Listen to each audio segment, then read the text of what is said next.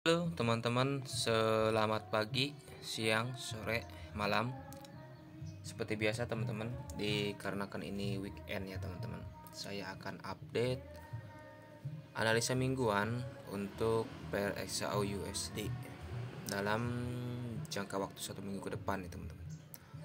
Jadi saya akan menganalisa pergerakan XAU USD untuk 1 minggu ke depan. Kita akan mapping gitu, menandai zona-zona entry, zona-zona yang berpotensi bisa untuk entry gitu kan. Di mana sih gitu. Nanti biar minggu depan kita itu tinggal entry aja teman-teman, nunggu dan entry gitu. Nunggu entry. Jadi enak tradingnya teman-teman kalau udah di marking sebelumnya gitu, seperti itu.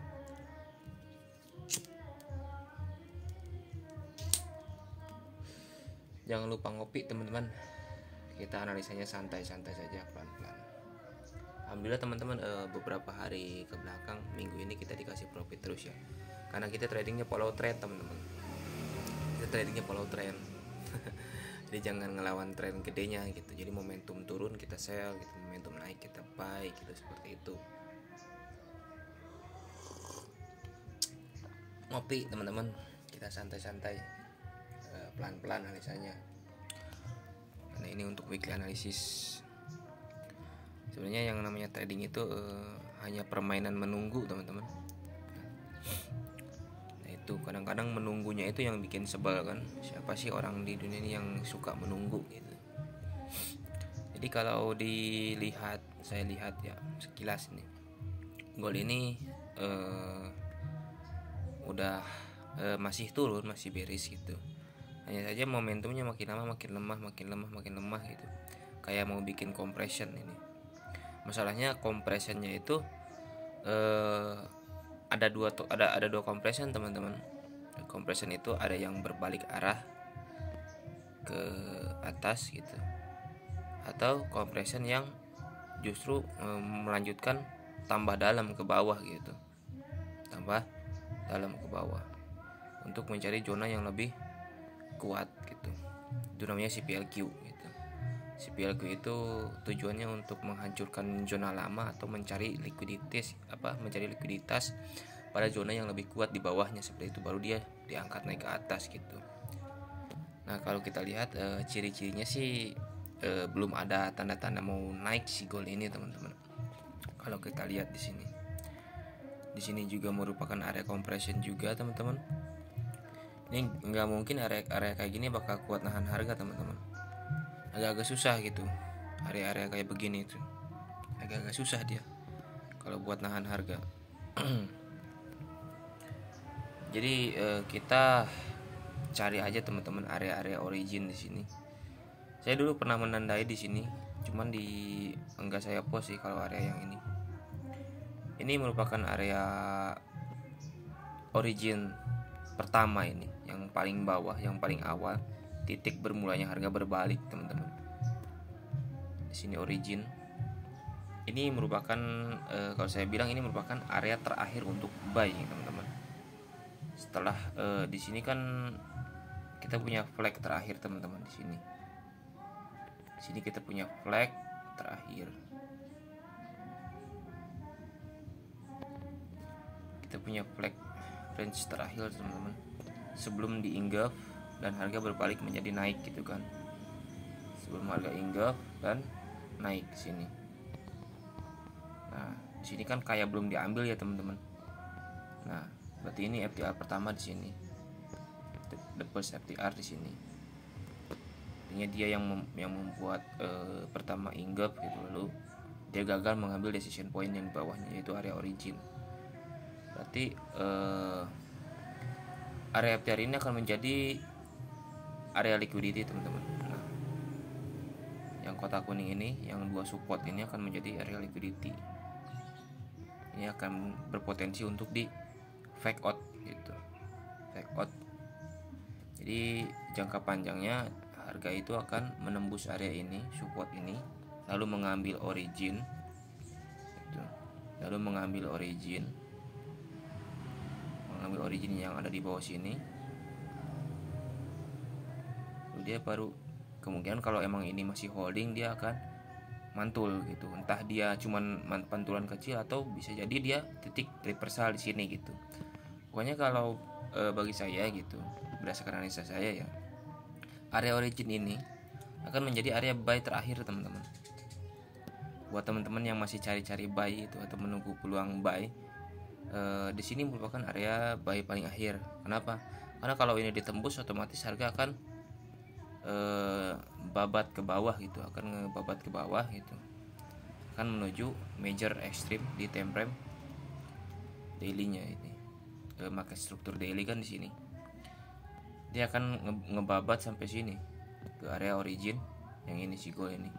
Kalau emang origin kecil yang di atas ini tidak mampu holding atau tidak mampu menahan laju harga gitu.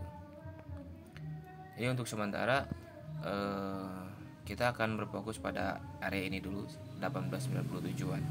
Kalau untuk buy ya teman-teman, ini titik buy terakhir. Jadi kalau jebol kita udah nggak bisa buy lagi, kita akan menunggu buy di bawah sini, berarti di bawah sini. Nah seperti itu. Tapi kalau berdasarkan market struktur yang terbentuk terakhir kali gold, semalam ada yang sell mungkin ya di 1920-an sini. Kita karena si gold ini belum membentuk new low yang baru ya teman-teman. Jadi di sini kita punya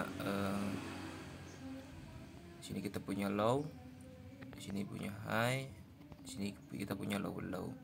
Berarti kita masih akan berfokus pada area flag yang ini teman-teman. Kalau untuk cari sell ya, yang deket-deket aja dulu teman-teman.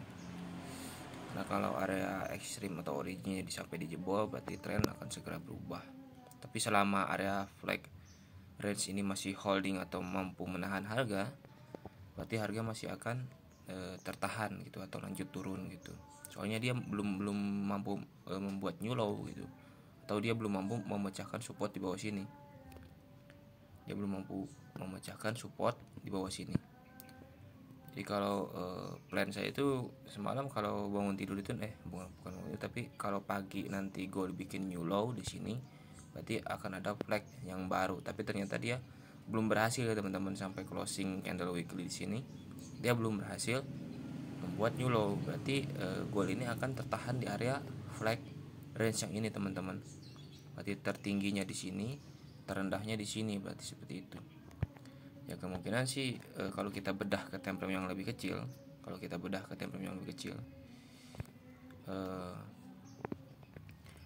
semalam gold holding di sini teman-teman. Dia tertahan di sini di area supply terdekat, Di sini kita punya drop base drop teman-teman. Jadi waktu news PPI semalam dia tertahan di sini. Ya kemungkinan sih kalau emang goalnya belum bisa break support 1910 di sini, dia akan sideways dulu teman-teman minggu depan nih. Jadi ini sebagai resisten, ini sebagai support gitu. Mondar-mandir seperti ini teman-teman sampai salah satu sisi jebol. Kalau ini jebol 1910, berarti dia akan membentuk new low dan tren akan melanjutkan turun seenggaknya sampai ke 1987. Tapi kalau ini dia jebol, supply di sini jebol dan dia sampai ke area origin, berarti harga akan tertahan di area origin gitu.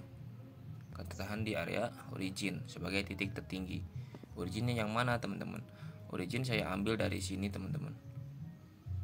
Nah, dari bahu kiri yang ini kita tandai dulu bahu kirinya teman-teman.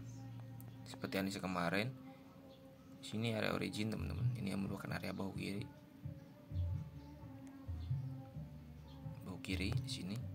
Nah, saya menandainya dari area bahu kiri sampai ke shadow paling tinggi di sini sebagai area origin sell. Ini adalah batas terakhir kita untuk nge-sell di gold, teman-teman. Karena kalau ini sampai di engulf atau di break gitu.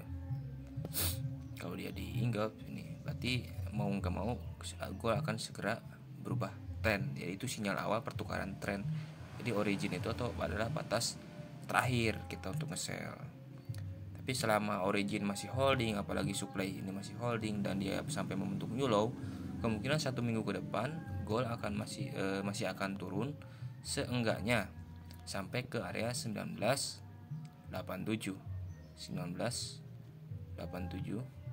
di area origin pertama titik awal mula gol terjadi kenaikan. Kalau ini holding berarti ada kemungkinan gol reject atau membuat reversal, tapi kalau dia break atau di engulf ada kemungkinan dia akan babat habis sampai ke area major origin di time frame daily di 1821. Ini merupakan pergerakan 1 minggu ke depan. Jadi skenario nya seperti itu teman-teman. Jadi untuk sementara saya pribadi ya teman-teman, mungkin saya akan ranging trade atau trading pingpong lah istilahnya, kalau kata teman-teman yang umum itu namanya pingpong. Pingpong di sini teman-teman, di area supply sini, sell di sini atau sell di sini, mungkin sampai salah satunya jebol. Oke, situ aja teman-teman skenario SAU USD untuk 1 minggu ke depan. Seperti biasa teman-teman, karena ini hanya jurnal pribadi, jadi saya tidak bermaksud untuk mengajak teman-teman ikut analisis saya sepenuhnya gitu kan. Jadi tetap analisa berdasarkan pemahaman masing-masing, teknikal dan fundamental masing-masing, tetap berpegang teguh pada keyakinan sendiri, pada cara analisa sendiri gitu. Oh ya teman-teman, seperti biasa saya nggak akan lupa dan bosan untuk bagi teman-teman yang ingin bergabung ke grup Telegram, silahkan cek kolom deskripsi teman-teman. Di situ ada link grup Telegram. Jadi itu link grup Telegram teman saya, punyanya Mas Ainun Najib. Jadi kalau teman-teman mau belajar tentang teknik SMC, Smart Money Concept atau supply demand atau apapun gitu, silahkan join ke grup. Itu grup gratis teman-teman, bukan grup berbayar teman-teman. Itu hanya grup gratis ya. Jadi tempat kita diskusi, tempat kita curhat, tempat kita share mappingan, tempat kita menambah teman, tempat kita menambah rekan dan keluarga sesama trader gitu teman-teman. Oh iya teman-teman, buat teman-teman yang sering nanyakan saya pakai broker apa gitu kan, silahkan cek teman-teman di kolom deskripsi. Di situ ada link broker saya teman-teman. Siapa tahu teman-teman mau mendaftar gitu. Itu broker yang lumayan lama saya pakai gitu, yang nyaman lah, bisa dibilang nyaman gitu untuk trader-trader pemula gitu. Apalagi teman-teman di situ kan banyak jenis-jenis akun teman-teman, banyak jenis akun yang bisa teman-teman pilih dengan minimal deposit sekitar $10 teman-teman. Oke, terima kasih teman-teman. Seperti biasa, terima kasih sudah menonton.